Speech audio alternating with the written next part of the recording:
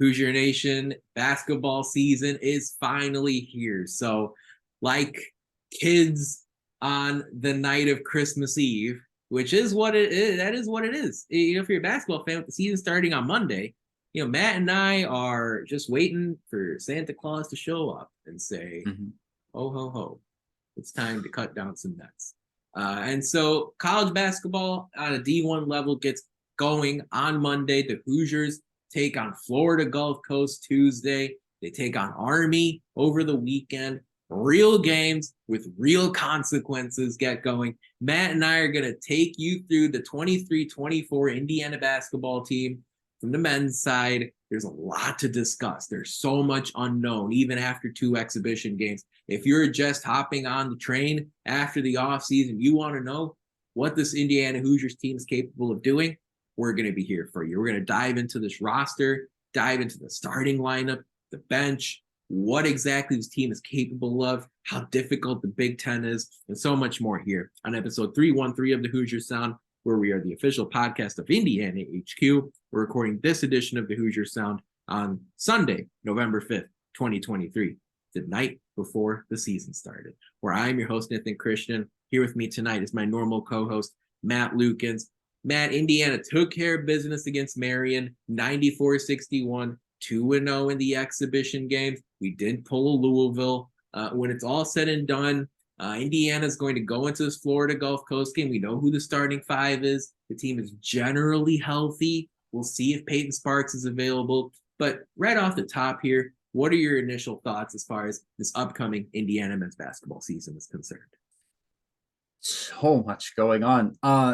Look, the basketball team could either be one of the 5 best teams in the conference or one of the 5 worst teams in the conference. And through the exhibition games, I've thought both of those things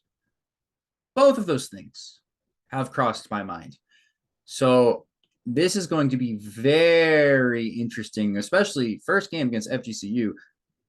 They're spicy. Ooh. That is not an easy game. I like some of the non-conference games that Woodson has selected here, especially early on, because they give the Hoosiers a bit of a – they have the talent advantage, but those teams are good.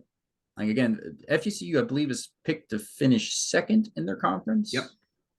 And that is not anything to be, overly confident about.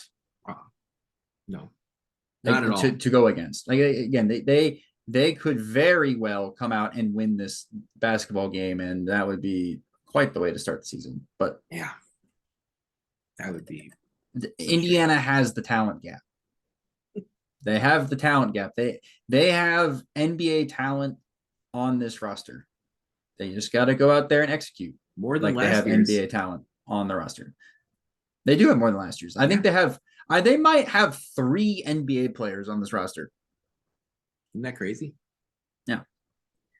Of course, there's not that much continuity when you think about some of the guys that have moved on from the program: Trayce Jackson-Davis, Race Thompson, Miller Kopp, Tamar Bates, Jordan Geronimo, Logan Duncombe. A lot of new faces in a lot of new places for this Indiana team. We do still have Xavier Johnson, Trey Galloway, Malik Renew, Anthony Leal, but the rest of this rotation is largely going to be made up by newcomers, unless I'm missing someone. We're talking about Mackenzie Mgbako, Kel'el Ware, Gabe Cupps, Anthony Walker, Peyton Sparks, CJ Gunn, and Caleb Banks. Of course, a couple of guys coming back who are going to play a bigger role as far as the bench is concerned.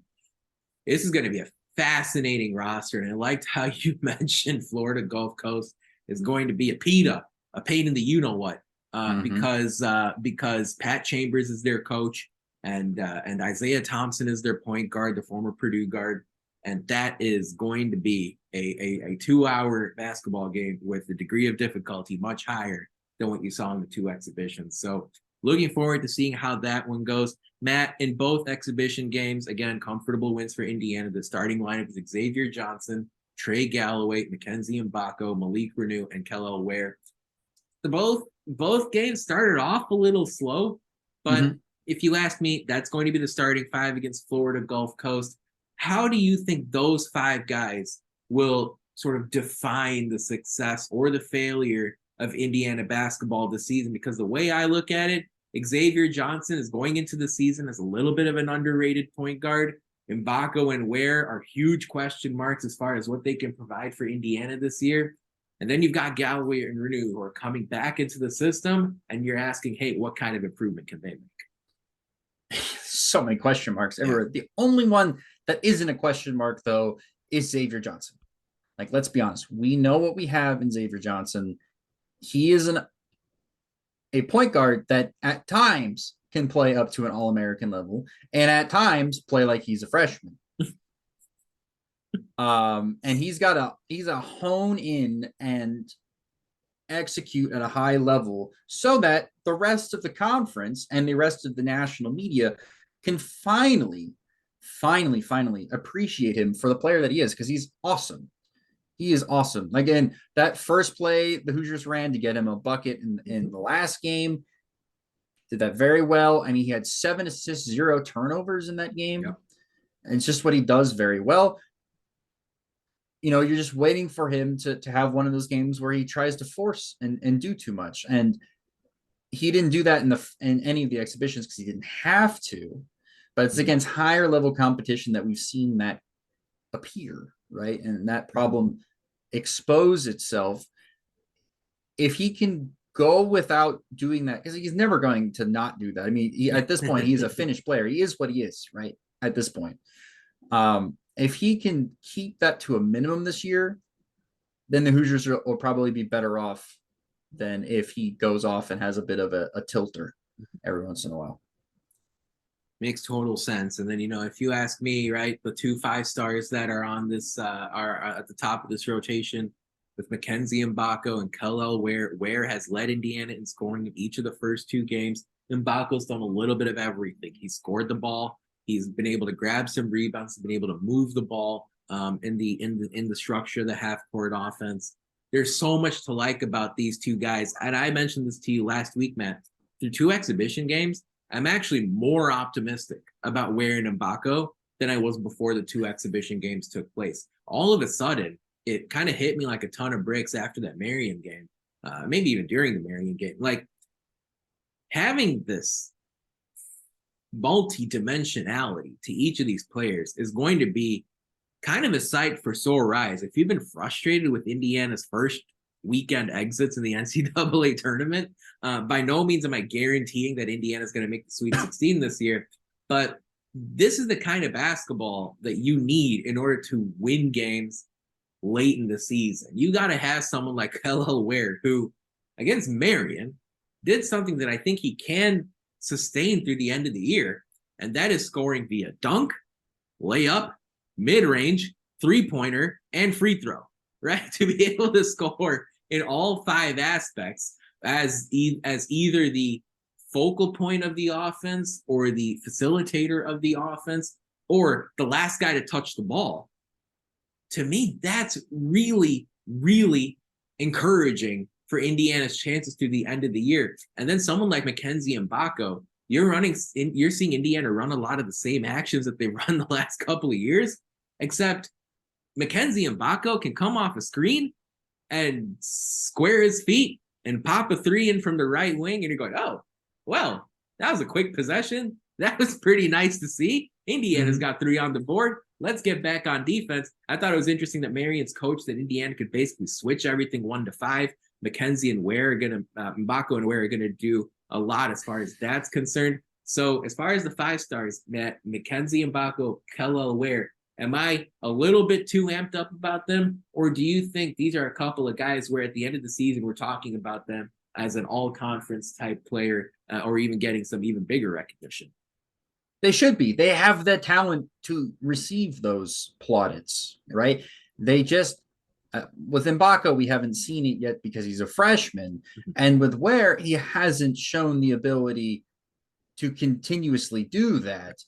And so, again, questions got to be answered by these guys. There's no one else that's going to answer these questions but these players. This is not on the staff. This is not on Woodson's that's a good point. Calling plays. Yeah. It's on the players themselves.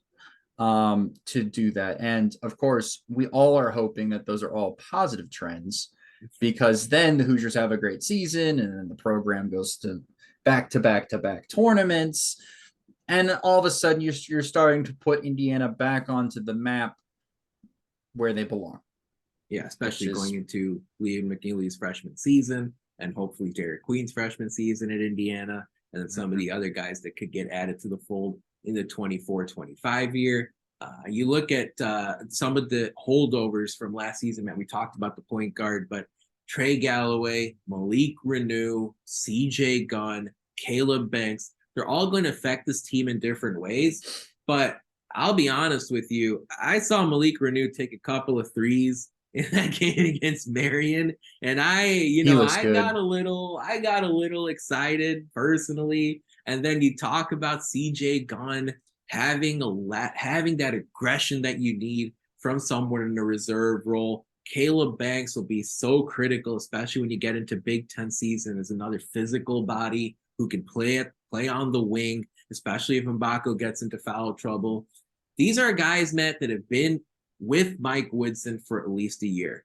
And as we talked about on a football podcast we just did, that continuity has to make a difference in some capacity. We saw old guys do big things in March Madness last year. That has to continue with these four guys who have come from the previous season with Mike Woodson. Yeah, they have to.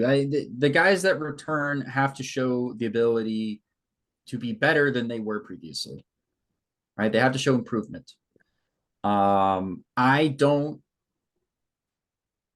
what I've seen, it's hard to draw conclusions from what you've seen against Marion. Again, their NAIA school and UND. Like it's hard to draw conclusions from that. But I really like what I've seen from most of the guys. I will say my couple gripes that I have is CJ Gunn. He's a spark plug, and I love the energy he brings. But sometimes, especially in possession, in half court, in the half court offense, he just loves to catch the ball and then instantly let it rip. Which I don't blame him. He's excited. He's getting to play. He's getting the ball in his hands. He's getting to shoot. Right. I understand the excitement there. But you gotta like at some point in time realize that that's not the play that was drawn up, and you're not open. Like you're not open, and that's not the play that was drawn up. Calm down, brother. Calm down, and the ball will find you. If you are open, the ball will find you. He does not have to press for a shot. With Trey Galloway, I've been expecting more from him. I was one of the proponents of he is going to be possibly an all Big Ten guy. I haven't seen him be able to do things to his own will, right? This season. Like he hasn't shown the ability to take over the game in a Marion game where I thought he would totally be able to do so.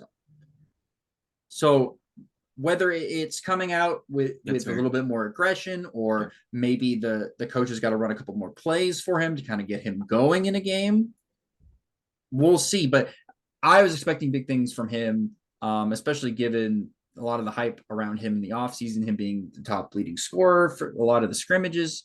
Like I wanted to see that Trey Galloway, and I haven't seen that yet. That's true, and I guess that's why maybe I share some excitement with Mgbako and Ware and what I've seen through two games there, because there have been a little bit of underwhelming performances that we've seen from Galloway, from Caleb Banks in the Marion game, where I'm like, man, hey, we know there's more there, but as far as those two games are concerned, maybe just not quite up to what I was anticipating. But with that said, Galloway is someone that, assuming he stays healthy, we can expect him to do some big things in conference games, of course, in those big non-conference games as well. However, hey, if Trey Galloway wants that all Big Ten recognition that Matt's talking about, you've got to be able to show that for 30 plus games this upcoming year, starting as early as Tuesday night. And there's a lot of guys who get individual plaudits on this team. Yeah. And there is a a world in which I believe that, look, Mgbako is going to almost guaranteed get freshman team all Big Ten. Mm-hmm. And a couple of these guys, if they have a good season, are going to get put on all Big Ten teams. Mm-hmm. But I don't want this team playing for individual plaudits. Like that's not what I want here. I would like that to be what's the word I'm looking for? A team outcome, right? You want it to be collective. I want the team to do well and not have to worry about, oh, am I getting my shots up tonight? Right. Am I getting my touches? You know, there are going to be nights where Mgbako is going to be frustrated because he's not going to get the shots he wants. Sure. How is he going to handle that? Right. When there's a couple games in a row where CJ Gunn doesn't get the touches he wants, does he come in and all of a sudden just go off the deep end and start chucking up threes? Like how is this team going to handle adversity? And so far they've handled it pretty well. Whereas they've come out in both the first halves of the exhibition games flat. Yeah.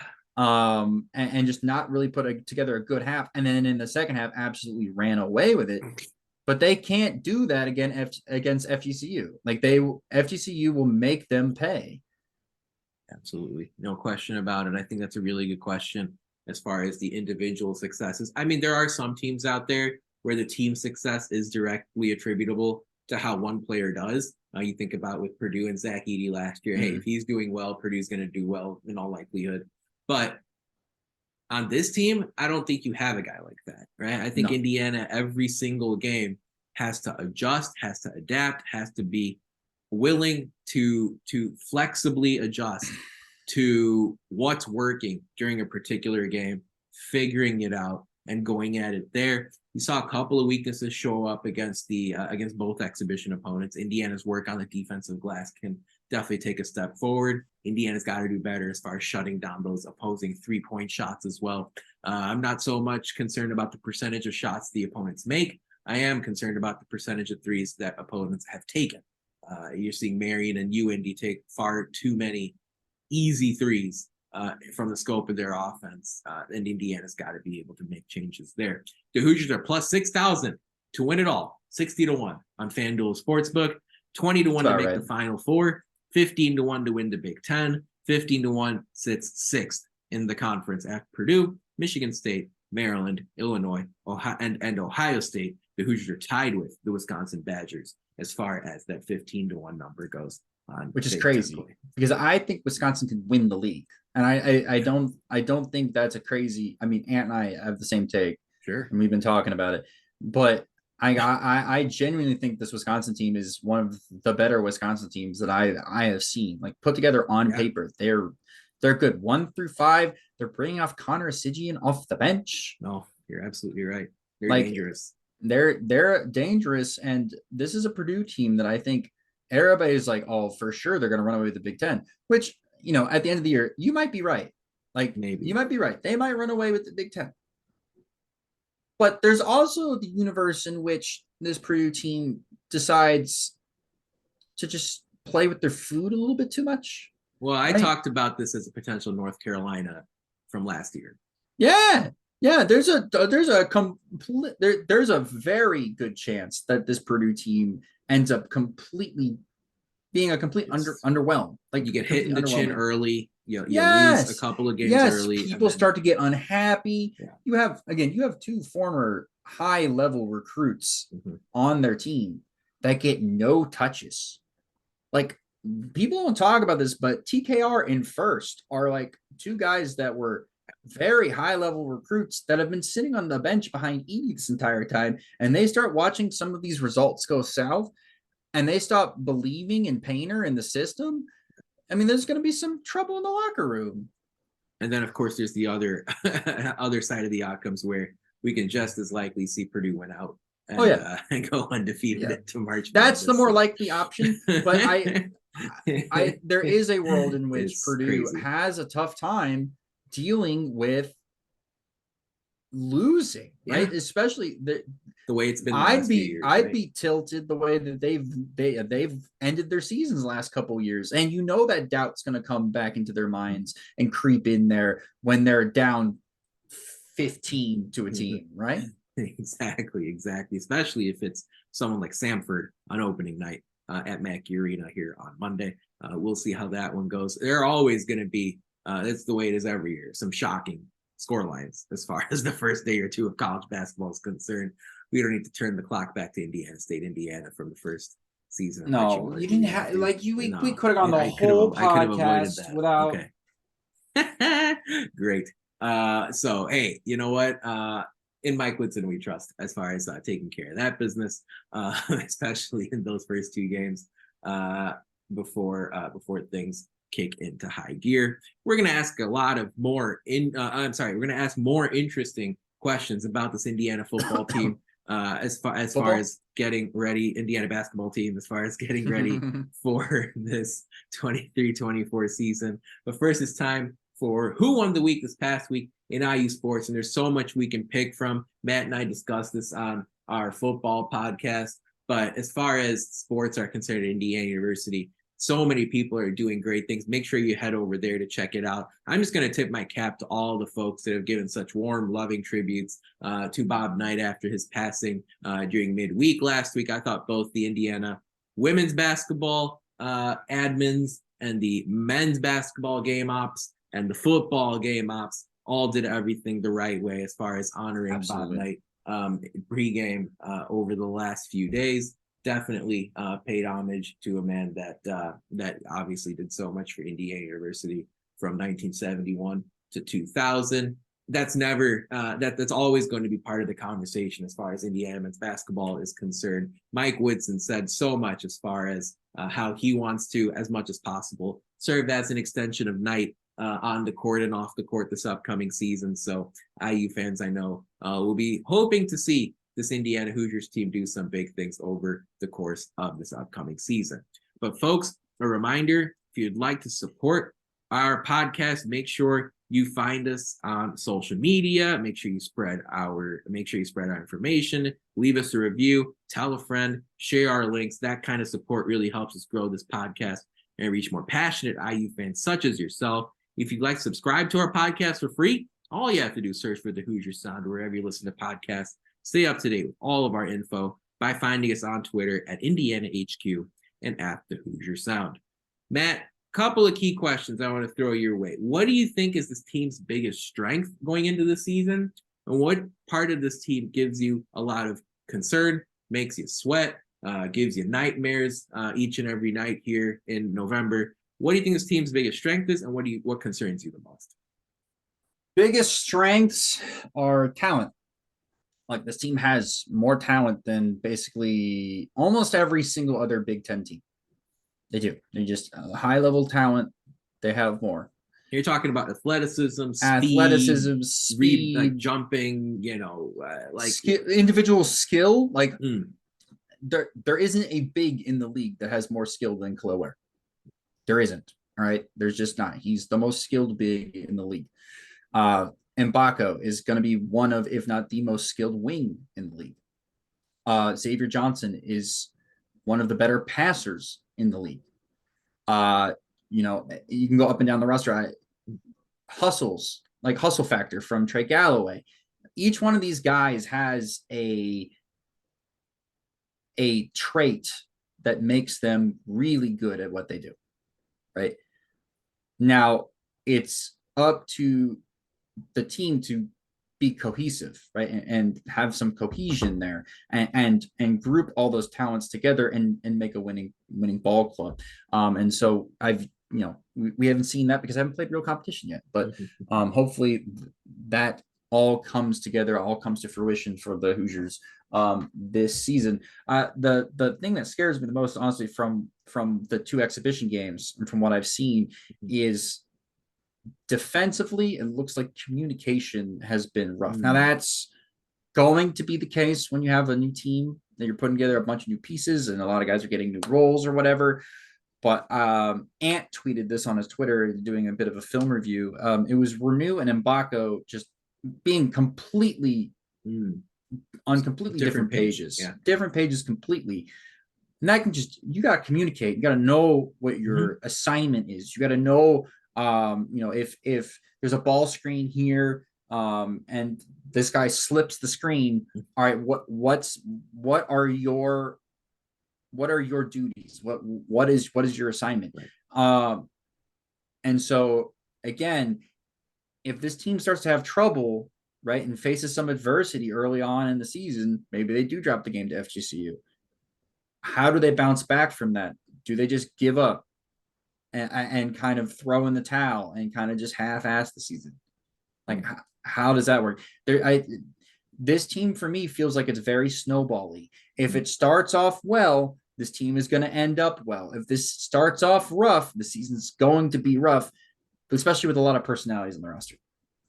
Yeah, not so much like what you saw with Indiana last year, where you got off to a good start, had a rough stretch in the middle, and then you really picked it up as the year went on. I could definitely see what you're talking about there. For me, actually, my answers are pretty significantly different than yours, so that's kind of funny as I look into what this team is capable of doing this year. I think Indiana's biggest strength this upcoming season is going to be in transition, which I didn't expect to say a couple of weeks ago. But when it comes to this team going from defensive rebound to getting a good shot on the other end, I think the number of seconds that's going to take is going to be lower than we've seen in a long time. It feels like every one of the 5 guys on the court is capable of bringing the ball up across the floor. They're capable of throwing a sharp outlet pass in order to kick off a 3-on-2 or a 2-on-1 going the other way. And then once the guys have the ball in their hands across half court, making sure they get to the foul line or get a good look from 3 or drive inside to the hoop for a bucket. I think Indiana in transition and fast break is going to be really dangerous this year, which that works as far as going hand in hand with one or two of my other concerns, which are sort of ringing alarm bells right now in my head, which is late in the shot clock. I'm very concerned about what Indiana does. And I know some people say, hey, Xavier Johnson could be that guy. Mackenzie Mgbako could be that guy. I'm not sure if that's going to be something sustainable that Indiana can lean on this upcoming year. I hope I'm wrong, but I think once that shot clock gets down under 5, Indiana is going to be kind of a hold on to your butts kind of basketball team with some maybe desperation heaves as the shot clock expires. So, hey, how do you counter that? You try to get some baskets early in the clock. This team's fast, this team's athletic. I don't think conditioning should be that much of an issue. Hey, you know what? If a guy is tired after running down the court a couple of times for a layup, you can lean on your bench to help out there. But as far as the entire 10-man rotation, I really am comfortable all the way down to the guys at the end. As far as today, we're talking about Peyton Sparks and Anthony Walker and Caleb Banks. Yeah, I'm comfortable with them taking the ball to the rack, scoring, getting fouled in 2-on-1s, in 3-on-2s, and making it work there. I'm also a little nervous about this team's ability to win as far as the ball handling department is concerned. I'm a little nervous after Xavier Johnson. What exactly is Trey Galloway going to give Indiana from that standpoint? What exactly is Gabe Cupps going to give Indiana? I'm not going to be throwing a party for Gabe Cupps after 2 exhibition games where he played 15 to 20 minutes. Look good, but things are going to get a lot tougher soon, and they're going to get a lot tougher quickly, especially when you have UConn around the corner. So, can you rely on Gabe Cupps for even 5 to 10 minutes as a primary ball handler? I'm not sure. And if that means you have to stretch out Trey Galloway, all of a sudden Indiana's rotations might get a little messed up. So as far as I'm concerned, I love this Indiana basketball team getting out in fast break. But with that said, a little nervous about IU as far as late in the shot clock. And then, of course, from a ball handling standpoint, I think things could get a little bit nervy. Matt, we talked about where this team stacks up right now as far as the Big Ten is concerned. If we talk about those odds per FanDuel Sportsbook, it looks like there's a clear tier of top 7 teams, and then you have the bottom 7. Bottom 7 includes Iowa, Northwestern, Rutgers, Nebraska, Michigan, Penn State, Minnesota. Right now, it looks like there's kind of a divider in between the top 7 and the bottom 7. Indiana's schedule is going to be interesting, Matt. You've got 4 teams in the non-conference that stand out among the others. You're going to have 2 opponents in the Empire Classic. That's going to be UConn for sure, and then either Texas or Louisville on the Monday before Thanksgiving. And then you've got Kansas, and then you've got Auburn, 7 easier non-conference opponents, and then 20 Big Ten games to get to 31. I'm going to just put you on the spot right here, Matt. How many wins do you think this team gets? Last year, Indiana was good enough to get a top 4 seed in the Big Ten tournament, a top 4 seed in the NCAA tournament. How many wins do you think the Hoosiers get out of 31 this upcoming season? 31 games. Mm-hmm. I'm saying they'll probably end up in the 21 range. Okay. 21, 22, I can see, which would put them at, what is that, 21 and 10, yep. 22 and 9.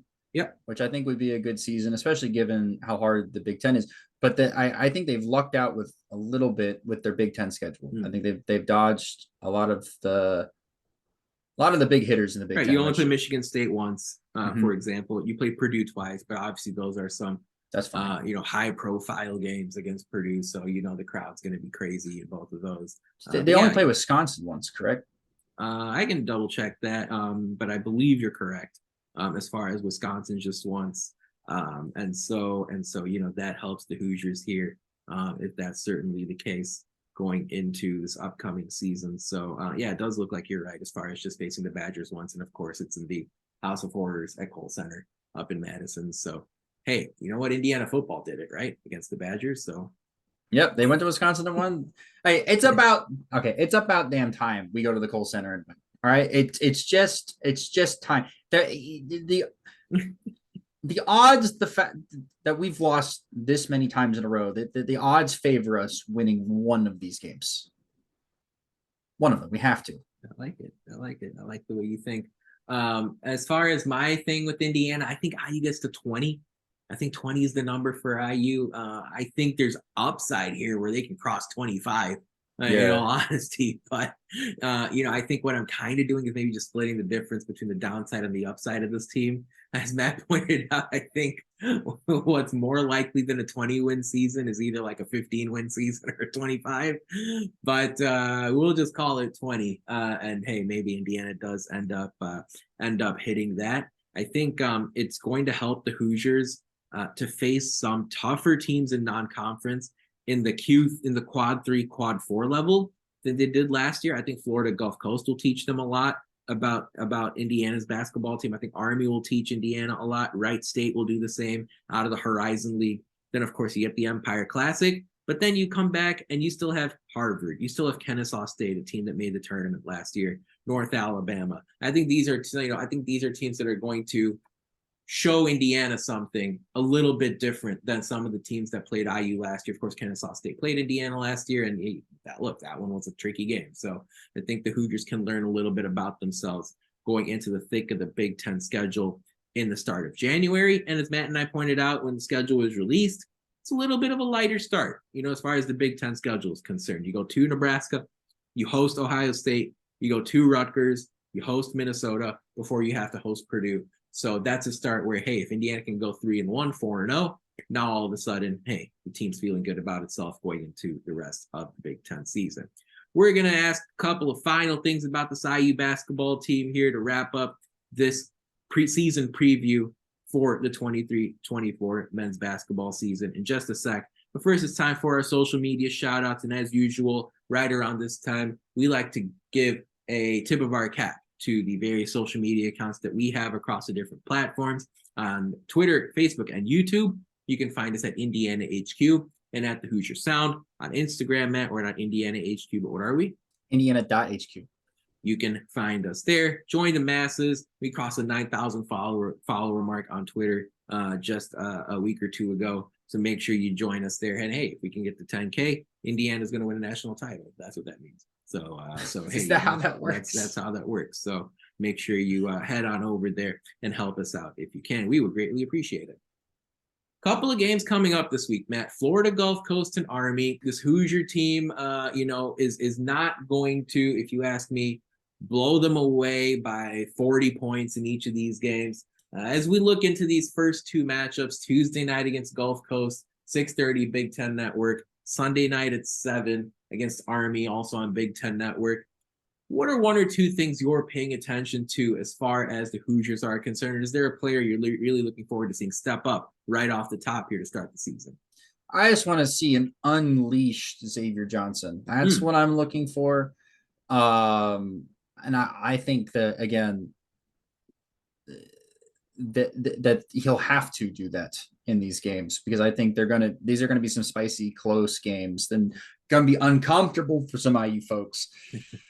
And then I also just kind of want to see a little bit more from the newcomers, right? I want to see a little bit more from Mgbako. I want to see a little bit more from Ware. We didn't mention Sparks, right? But I want to kind of see a little bit more from him when he's able to return. Yeah, sure, yeah, makes total sense. I think a lot of folks are very much looking forward to seeing those guys take a step forward as far as even the first couple games are concerned. This is an easy answer for me, and it's Kel'el Ware. And those first 2 games this week, I want to see Kel'el Ware carry over the great performances that he's put up in the exhibition games. And he's done all the right things. He's said all the right things thus far. I loved his post-game interview with Amanda Foster on Friday night, where once you looked past the height difference between the two, you actually listened to what Ware said. And they were pretty poignant remarks, just as far as, hey, I can't speed myself up. I've got to take my time. I've got to figure out what's working for me in a particular game, whether it's the inside game, the outside game. How do I want to mix those two over the course of 40 minutes? And then, hey, my teammates set me up. How can I do my best? And of course, return the favor as far as putting them in the best positions as well. There's a universe here where we fast forward to March, and Kel'el Ware is by far the best player on Indiana, by far the best player outside of Zach Edey in the Big Ten, and is getting All-American recognition. That's what Mike Woodson wants to do as far as Kel'el Ware is concerned. And it's not wildly unrealistic, but how you play in these first 2 games, like Matt mentioned earlier, how the season starts for some of these players will pay off over the course of the rest of the season. So I'm very much putting Kel'el Ware in that category. Hey, get off to a good start. Florida Gulf Coast, Army, and Wright State are better than the teams you played in the exhibition, but they're not as good as many of the teams you're going to play in Big Ten play. So get out to a good start. I want to see you do some good things. And then I want to see Indiana defensively sharpen up their communication and get out to the 3-point arc, force teams off the perimeter, have them drive into Renew and Mgbako and Ware inside. That's how Indiana wins games on a defensive basis. And Mike Woodson wants to keep teams under 60. We can see if Indiana makes that happen against Florida Gulf Coast on Tuesday night. Matt, as we wind down here, it's hard to cover all the questions and all the topics about IU men's basketball because there are about 200 of them. But we're going to have another episode in between the Florida Gulf Coast and Army games because we're going to have a million things to react to after the opener. But as we wind down here on this Sunday night, what are your final thoughts as far as this upcoming IU men's basketball season is concerned? I am excited that it's here. I'm a little nervous about a lot of the question marks that exist. Yeah.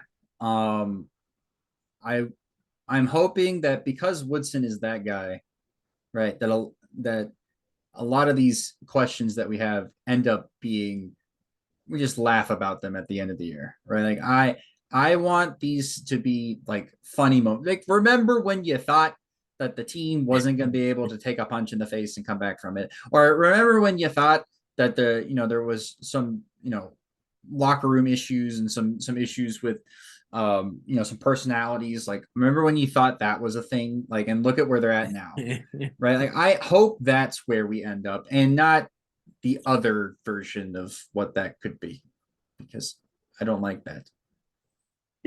The other version would be like what the Romeo Langford season was like, right? I think that's what the other version would be. And I don't want that. You don't want to discuss that. Okay. Yeah. No, I like a lot of what you said there. I just, I'm just so excited for the season to get going. And again, as far as Indiana men's basketball is concerned, this is not a situation where it's a rebuilding year. It's not a situation where it's a Final Four year. I think you have to get into the NCAA tournament. You have to get some quality Big Ten wins along the way. And this team is good enough to get that done. So I'm paying attention to what the different guys can do on the court starting Tuesday night. and it's college basketball. And college basketball to me is a sport where what actually happens is the most different than what the expectation is before the season compared to college football or the NBA or the NFL. And so, hey, in the NFL, I can tell you the Kansas City Chiefs are going to be good. And that's probably an understandable assumption to make before the season starts. But last year, everyone told you North Carolina was the number one, or everyone in the AP told you North Carolina is the number one preseason team in the country. And they totally imploded by New Year's Day. So look, that's what it is as far as college basketball is concerned, and I can't wait to get things going tomorrow nationally, but Tuesday night for the Indiana Hoosiers. But folks, that about wraps it up for our 313th show of the Hoosier Sound. Thank you so much for joining us. We really appreciate your support. To hear more fantastic episodes like the one you heard today, be sure to follow us at Indiana HQ to make sure you don't miss any in the future. You can also go to our website, indianahq.com, to find it all in one place. But as always, thank you for listening, Hoosier Nation, and we will see you next time. Basketball's back. Peace and love. Go Hoosiers. Woo!